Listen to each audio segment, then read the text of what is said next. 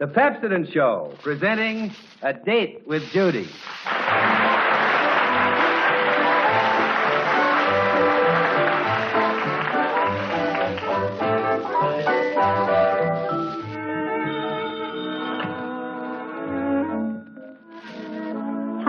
Hello, Judy. What are you doing Tuesday night? Why, nothing. Oh, swell. Can I have a date with you? Oh, of course. Sure, you certainly can. Who is this?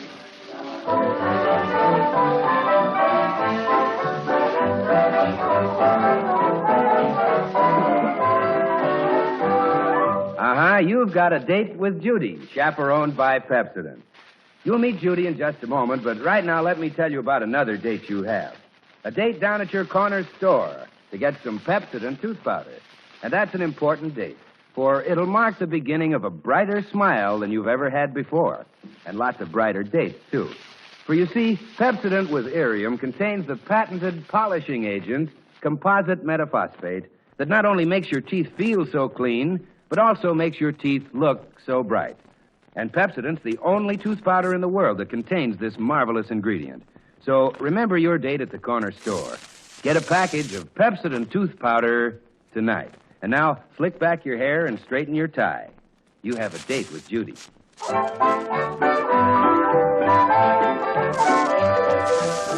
The town Judy Foster lives in is not small and not large. But if Judy were to take the census, she'd count only the men.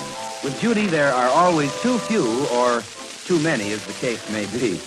Right now, there's one too many in the Foster living room, a creature named Herbert. And about Herbert, Judy has this to say. Mother, dear, he's about the droopiest date I've ever been the cause of sitting on our sofa. And I've been the cause of some true positively droopy itch sitting on our sofa. Mother, darling, would you please, as a special favor, go downstairs and be simply precious to him? Me be precious to him, Judy? Yes, on account of it's very discouraging to boys to have a girl's family popping around and being sweet. Now, if you go down and be awfully nice to him, it'll discourage him and he'll go home. I'm not very flattered about the way you want to use my charms, Judy. But if I go out with him, somebody will see me with him. Oh, please help me, Mother. But are you sure it would work? I might go downstairs and be sweet to him, and he'd simply love it. And he'd come every evening after that just to see me. Mother, you're 38 years old. Well, I'm still rather glamorous, though. Father says so time and time again. Oh, Father. Really, Mother, I think it's very undignified to speak of luring Herbert in that undignified manner. At your age. I'm rather well preserved. At least, rigor mortis hasn't set in yet. Hey, Judy, you better come downstairs and collect this item of yours named Herbert. He's been plopped there since... Randolph, will you please remember that you're only 10 and stop acting like you're 11? Well, you better get him out of there. Father can't stand it anymore. He's turning green. Who? Herbert? No, Father. I should have thought it would have been Herbert, knowing you and your father as I do. This is the first time I didn't care how Father and Randolph reacted on one of my men. But if you're suffering so, Randolph, you know you don't have to stay in the parlor if you don't want to. There are other rooms in the house. I can't drag myself away. I'm held spellbound. I'm like one bewitched. Oh, the horror of it all. Oh, what have you been reading now? Your collection of guys fascinates me, Judy. You always think there can't be a ghoulier one, and then there is. Mother, will you please make Randolph stop analyzing everything? Stop analyzing everything, Randolph. Go downstairs, dear. The heroic women of your family will follow. Okie dokie. This may curl the braces on my teeth, but I'll go downstairs and take one more whack at it. Judy, let me get this all straight. Where did you meet this boy? Oh, I never met him. I never saw him before in my life.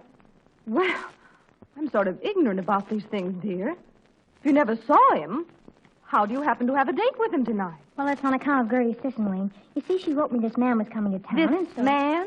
Herbert. Oh, he's a man. Well, of course he is, Mother. He's 18. Oh. So he phoned me, and on account of Gertie recommending him, I gave him a date tonight. Well, things are beginning to get a little clearer now. All except one thing. You haven't ever seen him. How do you know he looks so awful? Oh, I saw him. Oh, now everything's all mixed up again. When did you see him? Just now. I sneaked downstairs and peeked. And, Mother, he's icky, but too positively. Mother. Yes, dear, I'm right here. Suddenly, I see the whole grisly plot. It's Gertie Sissenwing. Because I took a day away from her up at the lake last summer. And now she's getting even with me. Sicking this Herbert on me. Well, I bet she's been looking around for months to find something awful enough to sick on me. And finally, she found Herbert. And now we have to get rid of him.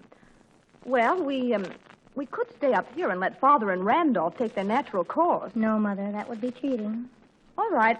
We'll go downstairs together. And working cheek by jowl, maybe we can pry the ick off the sofa. Don't forget to give him the works. I will. But what sort of works, I won't say till I see him. I may go for it. Mother! Judy, is that you? Finally? Yes, it's me, Father. I. How do you do? I suppose you're Herbert Tompkins, I presume. Well, Father isn't Herbert Tompkins, and I'm not, so I guess you hit it right on the nose. Randolph, please. How do you do, Herbert? I'm Judy. How do you do?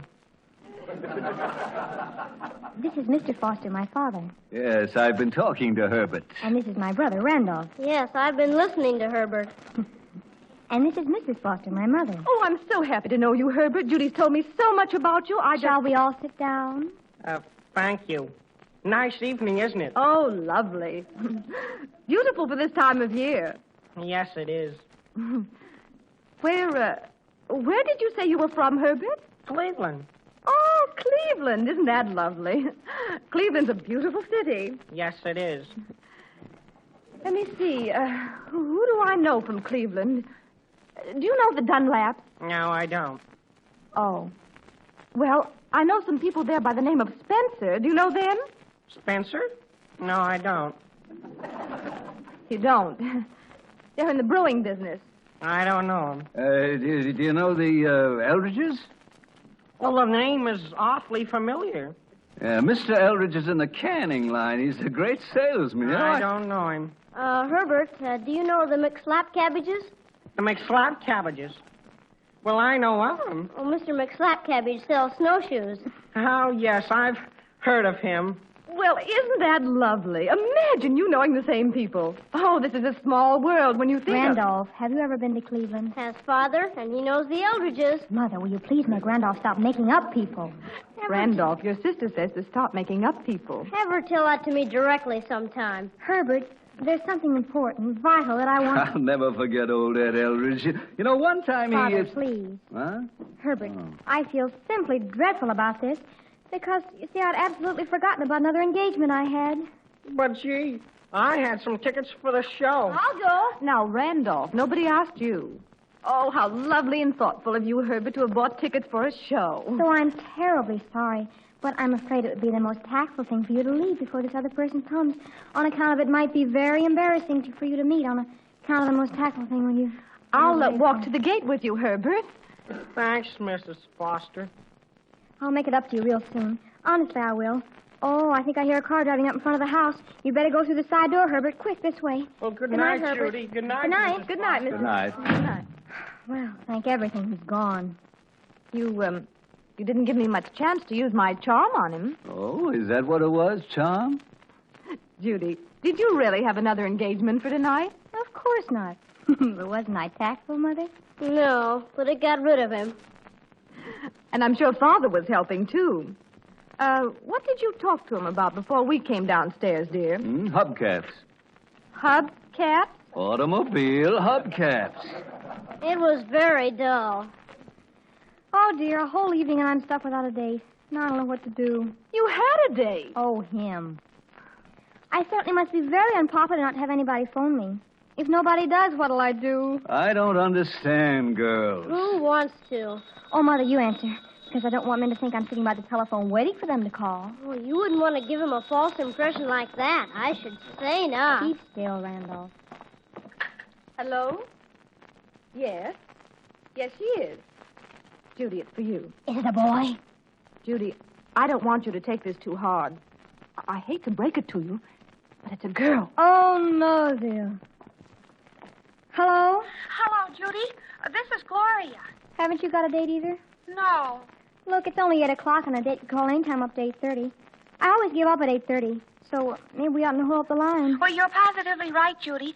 But do you mind if I just say something quick? Somebody might be trying to get me on the phone right this minute. Well, just listen to this, Judy. There's a new man in town. I heard Ruth talking about him this afternoon. There is. Yes. And from what I understand, he must be quite the something. They call him Tiger. Oh, a wolf? I imagine that's the idea. Anybody called Tiger, it'd be sort of Well, you know. You sure would. You think we could get to him anyway? The only person who knows him that I know is Ruth. Well, I'll give her a buzz and see if I can find out anything. Call me back if you hear anything. Okie dokie, I will. 3, 6, 5, 4. It isn't 8:30 yet, dear. I know, but I'm sacrificing tonight for the future. Oh, how brave of you, dear. Hello? Hello, Ruth. This is Judy. Oh, haven't you got a date either? No. Well, would you mind calling me back about 8:30? Well, I just want to say this quick. I hear there's a new boy in town, a tiger somebody or other. I hear he's cute, and I understand you know somebody who knows him. Hello, Edith. This is Ruth. Listen, I hear this new man in town, this tiger, is terribly cute. I understand you know somebody who knows him, and I thought maybe... Gloria, this is Edith. I hear this new man in town, Tiger, is too positively glamorous for him.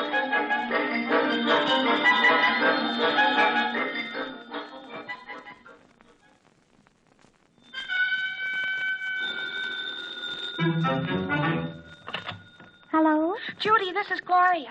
Listen, everybody is just simply raving about this tiger.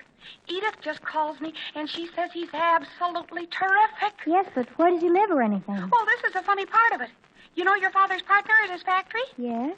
Well, this tiger is the nephew of your father's partner. I hear he's been saying... I've got to go now, Gloria. Goodbye. Father? Well, were you addressing me? Father, you know your partner at your factory? Yes, by some strange coincidence, I do. I met him first about 20 years ago when I was a traveling salesman, and he was... Father, this is important. I bet. Father, do you know your partner has a nephew? Well, I might have supposed your interest in my factory would turn out to be something like this. No, Judy, I did not know my partner had a nephew. Honestly, Father, you're never any help. I know, I'm a droopy ick. If you don't know your partner's nephew, then you can't very well invite him here for dinner, can you? No, I can't. Well, you won't let this make any difference in our relationship, though, will you, Judy? You'll still go on living in this house? Father, I do wish you'd reserve your hilarity for the proper occasion. Oh, this is not the proper occasion? Look, Father, couldn't you go to this partner of yours and say... Look, Pard. Randolph, I will thank you not to interrupt me when I'm speaking to Father.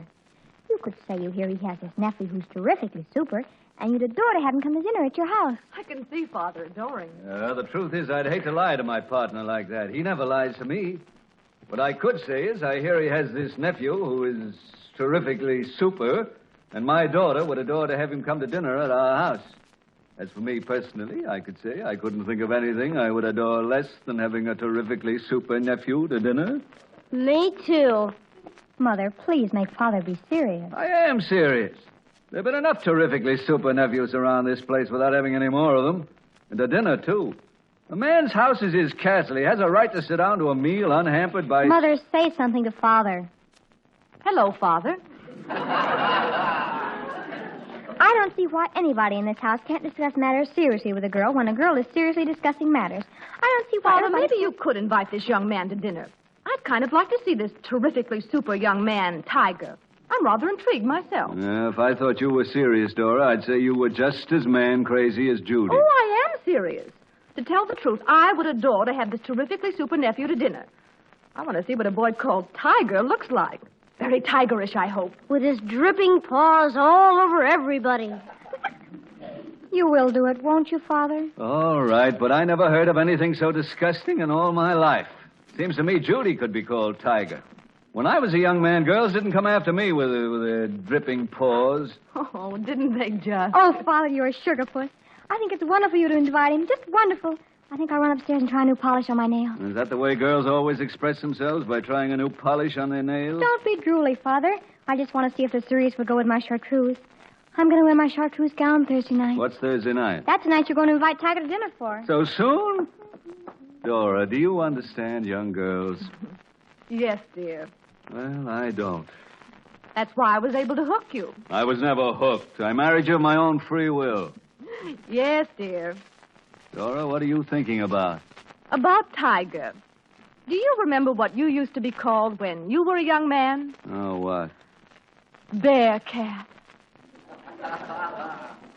Bearcat Foster. So I was. Oh, you were terrifically super. Ah.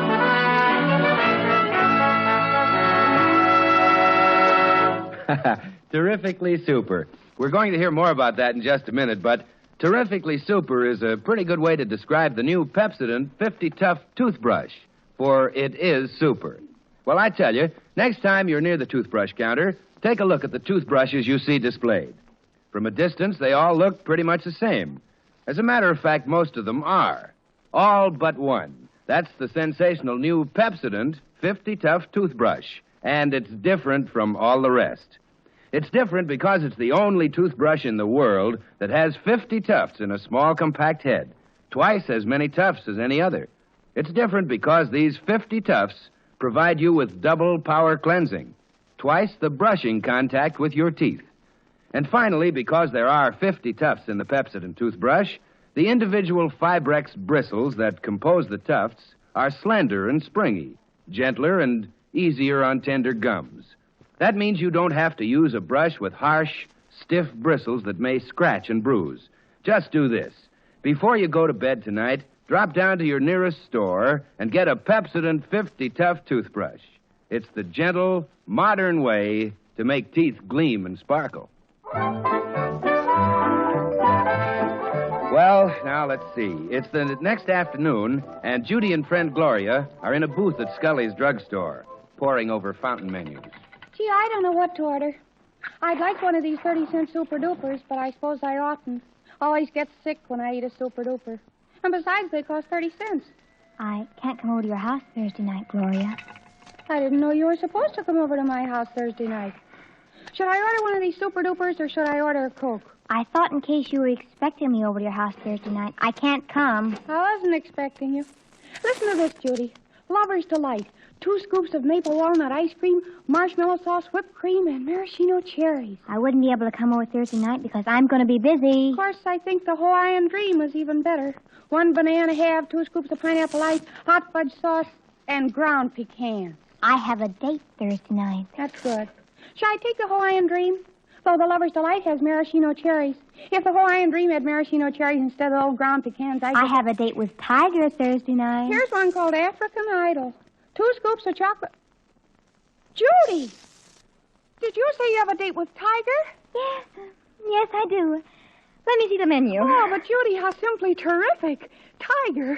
How on earth did you swing it? Well, he's sort of... Oh, this Moonlight Special sounds interesting. 1 peach half, 2 scoops of rainbow ice cream, maple syrup top up with Judy, macaroons. What happened? How did he happen to call you? Did you meet him any place or what? Oh, possibly he saw me someplace and thought he'd give me a ring. I think I'll have a Lover's Delight if you can lend me 3 cents. I only have 27. Sure, but listen, about Tiger. You mean he just saw you someplace and found out who you were and called you? I guess so. Oh, but that's the most romantic thing I ever... Oh, Judy, it's just luxurious. Oh, it's all right. It just happened, that's all. Yes, I think I'll have a Lover's Delight. Oh, I wish something like that had happened to me sometime. There must be something irresistible to men about you, Judy. Oh, it's nothing much. Hello, wenches. Oh. Hello, Randolph. What are you two blabbing about today? I and Curly were standing outside, and we saw you two through the window blabbing. And I said to Curly, I bet they're blabbing about... Randolph. Oh, I have good news for you, Judy. Father just got word Tiger accepted his kind invitation to dinner on the evening of Thursday, June... Oh! Well, I guess that's all I know of interest to you. So long, Munches. Hello, Freddie. Hello, Randolph. Well, girls, I'll take your order now. What's it going to be? Well, what's the matter? Did reading them Super Dupers hypnotize you? I'll have a small Coke. Oh, same here.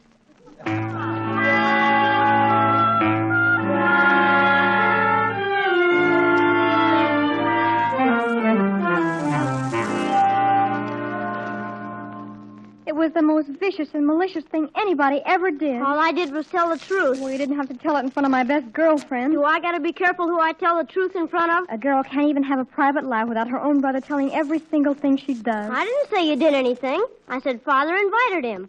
What are you so sore about? What are you so piggledy-wiggly about? Randolph, I wish you were draft age. I bet I know. I bet you were filling Gloria full of poop about how Tiger's running after you instead of you running after him. And now you're all piggledy-wiggly because Randolph, will you please stop concerning yourself with my affairs? My goodness, all you do is investigate me like the FBI. Why can't you ever leave me alone? You're a very interesting psychological study. That's a fine thing to say to your own sister. Suppose I told Mother you said I was a very interesting psychological study. She'd see the point. Really, Randolph, I've had entirely sufficient of this conversation with you. You can consider it ended. All right, so it's ended. It's completely at a close. If you're waiting for me to bust out into heart-rending sobs, you can stop waiting. Just remember this, Randolph. If anyone asks you how it happens that Tiger's coming to dinner Thursday night, just say he phoned me. That's just what I'll say. For a girl as truthful as you, I'd do anything. Yep, that's just what I'll say.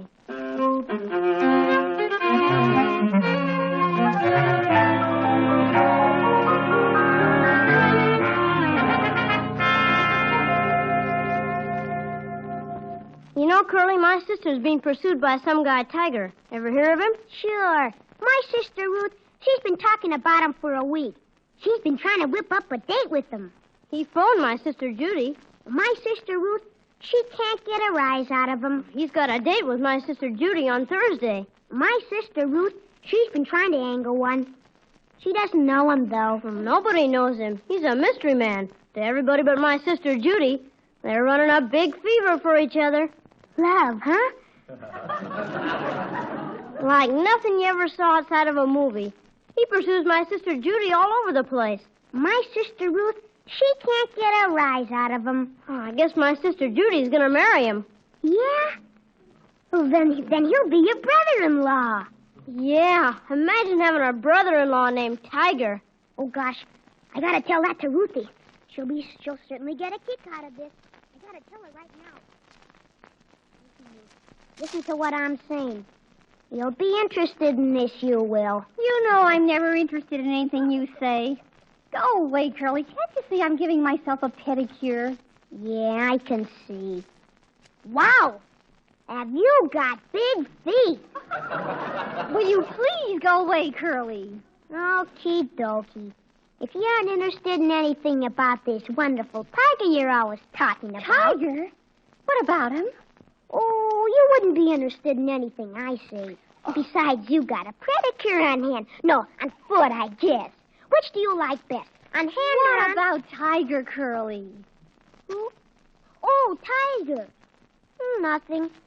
Except that he's got a big romance on hand. Or do you like on foot? What do you mean, romance? Him and Randolph's sister, Judy, they're running a big fever.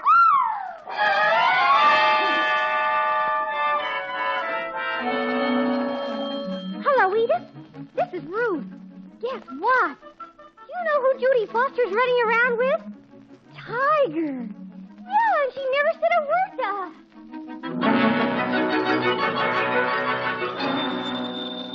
Gloria, this is Edith. Gloria, you'll never guess who's going steady with who. Judy and Tiger. Everybody says he's simply that way about her. She must have gone in on him before any of us had a way.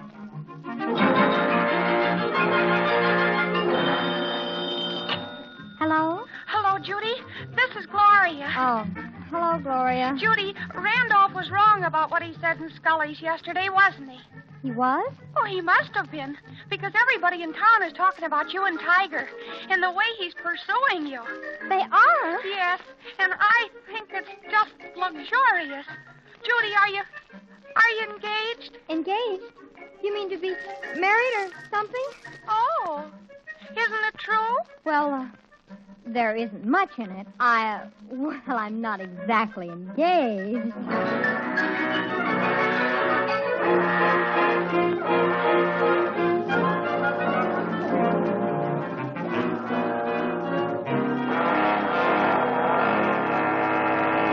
Tiger, tiger, burning bright in the forest of the night. Forks on the left, teaspoons on the right. Mother, how do I look?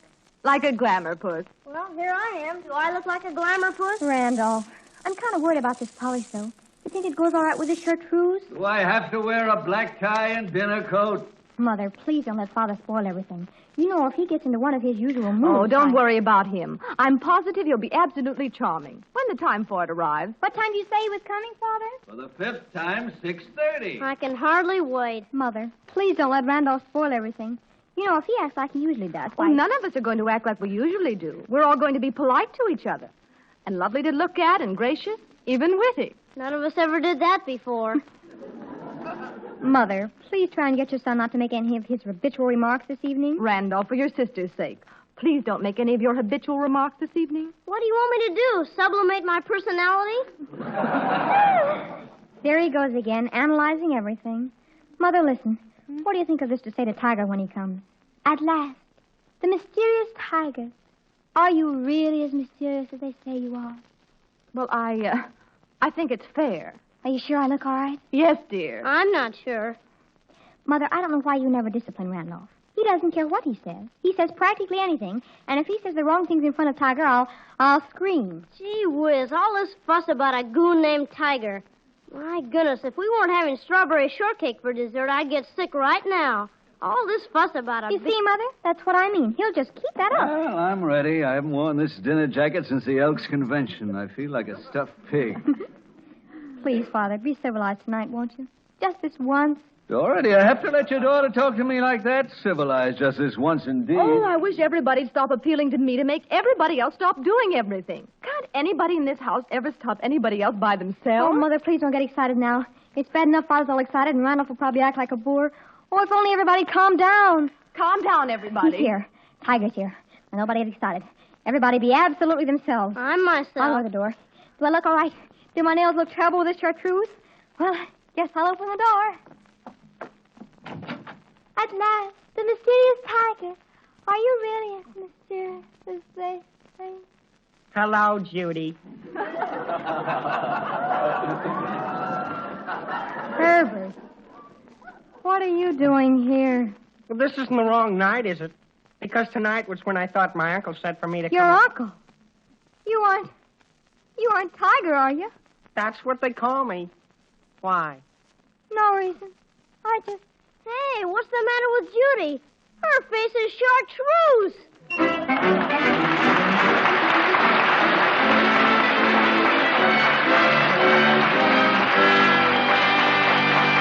Well, when that Judy has a date, anything can happen. In fact, it very often Mr. does. Goodwin, I wonder if... Well, now, just a minute, Judy. Before I talk to you, I want to introduce our audience to a young fellow who's having a little chat with his alter ego. You know, his other self? Listen. And the trouble with you, the boss says to me, the trouble with you is you're a sourpuss. You'll never be a star salesman till you learn to smile. Well, smile then, you chump. With teeth like mine? Dingy, dull teeth? What do you think I am? Well, that's an argument that can go on forever, but here's the solution. If you want a brighter smile, a more brilliant smile, then use the tooth powder that independent laboratory tests prove gives greater brilliance.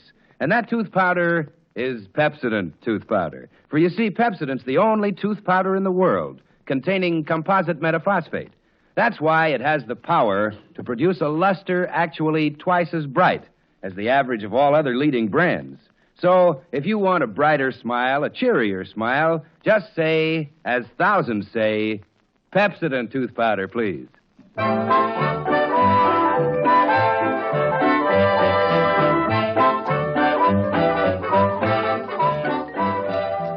Well, good night, Judy. Good night. I had a perfectly wonderful time. Oh, really, the pleasure was mine. I'm not doing anything next Tuesday night. In that case, it's a date. I think that would be simply super.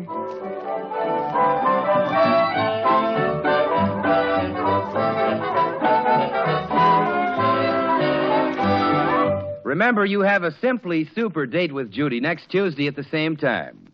A Date with Judy with Ann Gillis, Paul McGrath, and Margaret Brayton is written by Eileen Leslie and Jerry Schwartz, and the orchestra is directed by Wilbur Hatch. Now, mark this on your calendar, won't you? You have a Date with Judy again next Tuesday. Bill